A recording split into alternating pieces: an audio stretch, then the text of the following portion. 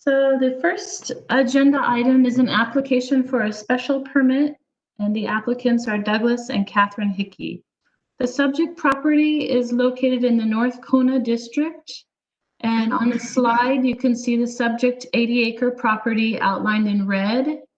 The location of the permit area is shown with a red dot. The applicants are requesting a special permit to legitimize the establishment of a venue for weddings and similar gatherings on a 2.25-acre portion of a 20-acre CPR unit within an 80-acre property. And this slide says legitimize the establishment because the applicant has been operating for the past 3 years an event venue out of their existing farm dwelling. This is a floor plan, a proposed floor plan for the event venue. This is an aerial photo of the property, or a portion of the property, I should say. You can see a little bit of the applicant's coffee orchard on the bottom right of the slide, the driveway going up to the existing farm dwelling, and this red outline shows the general location of the proposed event venue building. This is a photograph showing the existing farm dwelling. And then this is the general location of the proposed event venue. This is a photo of the applicant's driveway from Waiono Ranch Road up towards the farm dwelling. And then these are two photos of Waiono Ranch Road, just to give an idea of the character of the road. It is curvy, and you can see it is a private one-lane paved road. It's about 12 feet wide with unmaintained grass shoulders. The planning director is recommending denial of the application for the following reasons. The request will be contrary to state law, state land use law, the general plan and community development plan, which all seek to preserve agricultural land for agricultural uses such as forestry, farming, and ranching. The property is classified as important agricultural land by the county general plan, which is the highest classification of agricultural land in the county because of its potential for sustained high agricultural yields. The property is in the Kona coffee belt and has an 8-acre coffee farm on the 20-acre CPR unit. The planning director is concerned that agriculture will no longer be the primary use of the CPR unit, and the event venue will become the primary use since it is likely the income generated by the event venue will exceed the income generated by the coffee farm. Two other reasons for the denial recommendation are the adverse effects on surrounding property owners, which would include a substantial increase in traffic and in noise, especially with events occurring up to 10 p.m. daily. Construction and operation of the event venue with a maximum of 250 to 500 visitors per week would substantially change the agricultural character of the land and its present use. And last reason for the recommendation, the private one-lane access road is substandard with narrow pavement width, unmaintained grass shoulders, blind curves and hills, areas where flooding occurs, and therefore cannot accommodate an increase in traffic. The access road does not meet the fire code for fire truck access due to steep grades over 15% in some sections and road pavement width of less than 20 feet. The intersection of the access road with the highway is also substandard, and DPW, Department of Public Works, recommended improvements be made. A bit perplexed here. Came into this knowing this was going to be a little bit of a challenge. Didn't think it could be this kind of challenge. Got a call from the applicant towards the end of last when she was looking to change the wedding event venue from inside the house to outside the house, and she realized that she was actually not in compliance. So we talked about that, and she said that she wants to be in compliance. That's how she operates. So we started this process to go in that direction. She has operated the event venue for about 3 years, and we talked about that.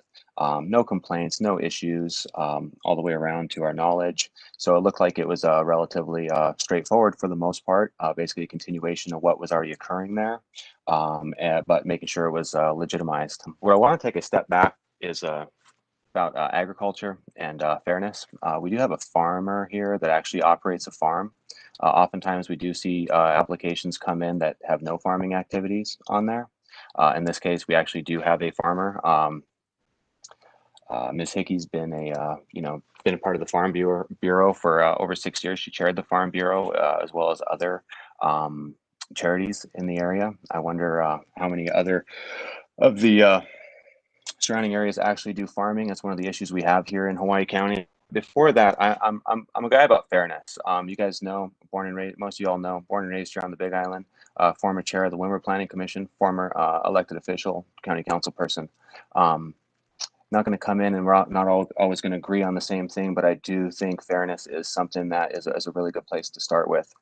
And feeling like it's stacked kind of in an opposite manner from fairness, honestly, right now. From the recommendation as one measure to even the fact that there were 32 letters of support sent in to the commissioners. I don't think many of those were mentioned. There was the change of venue that was put in there.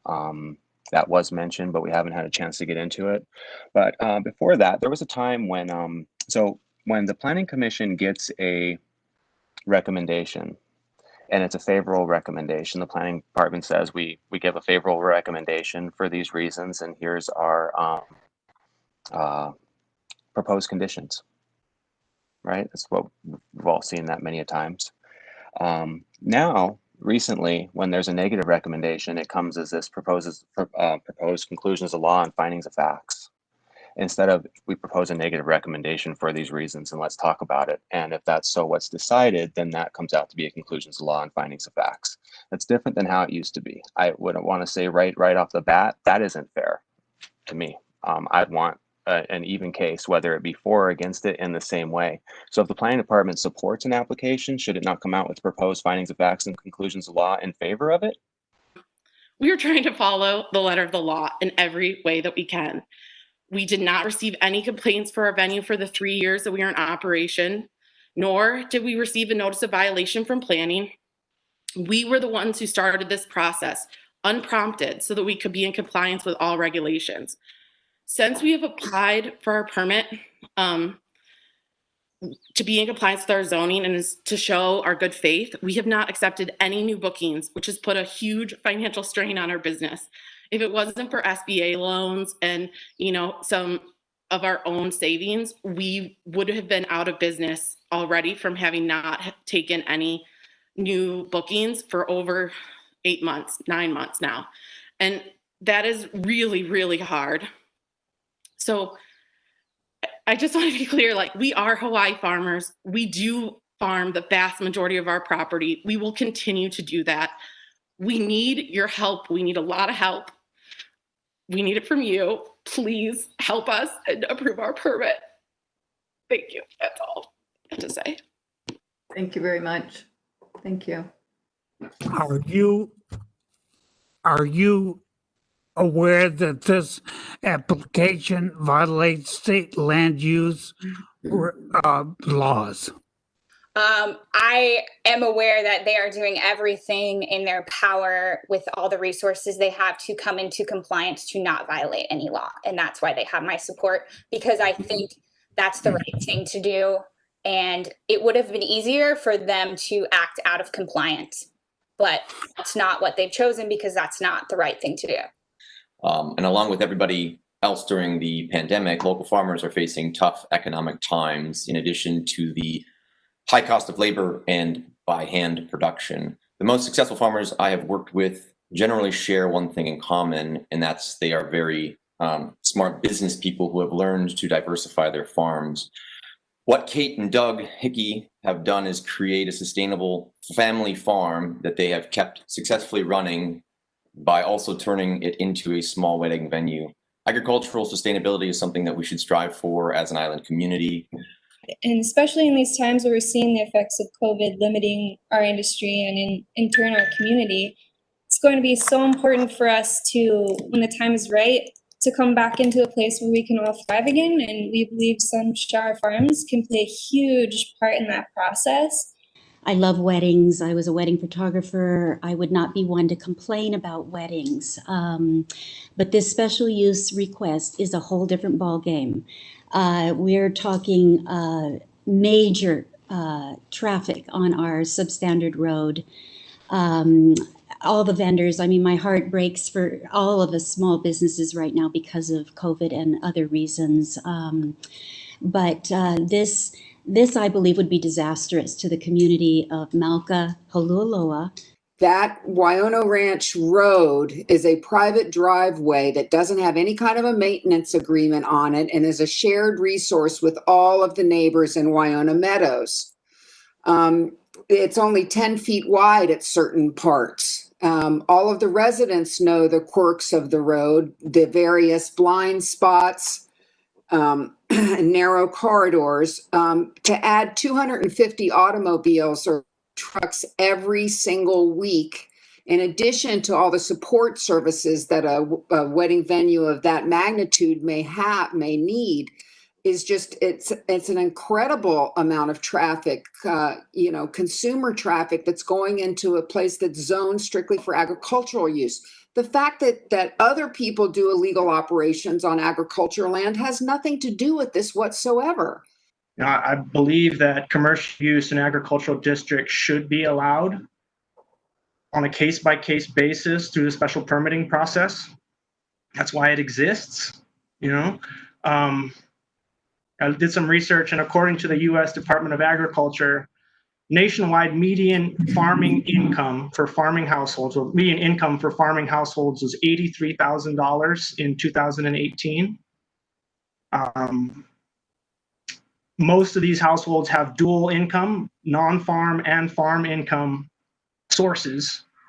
And in 2018, median on-farm income was minus $1,735. So that's a clear indication that farming needs to be diversified in their income streams to survive. Nationwide, it's very difficult to make a living in farming. Hawaii, it's even more difficult because real estate prices are driven up by wealthy people coming in from the mainland and buying agricultural properties as kind of a retirement or a novelty at a value that far exceeds the agricultural revenue of those properties. We can't change the perception of value. Property is always going to be expensive, but we can understand that farmers will need to supplement their income. I really think that having venues like this that are reflective of the agricultural character of our island is important. It's the part of our island that I would rather share with visitors than the resort, which could be anywhere in the world. And I believe that the percentage of farming income versus non-farming income should be irrelevant when considering the special permit. I don't personally care if visitors to the property have complaints about agricultural uses in an agricultural area. From where I'm concerned, they can try not to step in the cattle guard on the way out. Based on that, we have to consider the merits of the individual application. And it's up to the planning department, the planning commission, to consider the merits of the individual application based on the criteria that exists in the current regulations.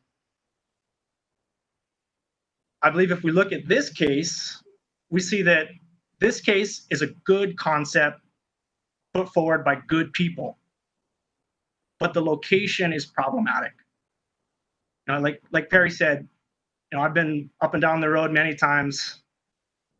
I understand how hazardous it is. And until a traffic impact analysis report can tell me that I'm wrong, I believe that it's a matter of when and not if there's a bad accident that would be associated with intoxicated wedding guests coming down that road late at night.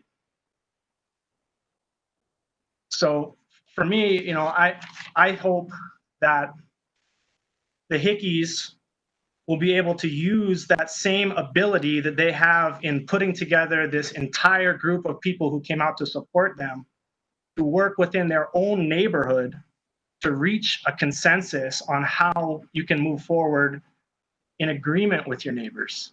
So to me, I would be comfortable with a deferment on this and giving them the opportunity to work it out with their neighbors. Hopefully they'll be willing to come to the table. I think the problem is that so many people are unwilling to find middle ground. And I think, Catherine, with your ability that you've demonstrated here, I think that you can do that.